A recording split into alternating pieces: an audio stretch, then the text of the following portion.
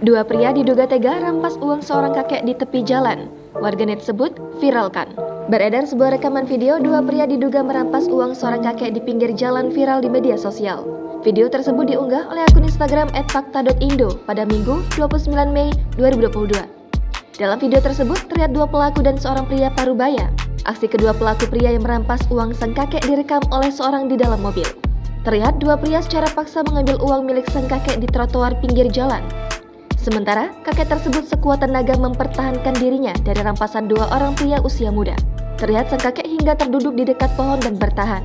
Terdengar juga suara kakek memberontak sambil menangis memohon agar uangnya tak diambil. Postingan tersebut kemudian banjir komentar dari warganet dan mengecam aksi dua pemuda itu dan berharap pelaku segera ditangkap.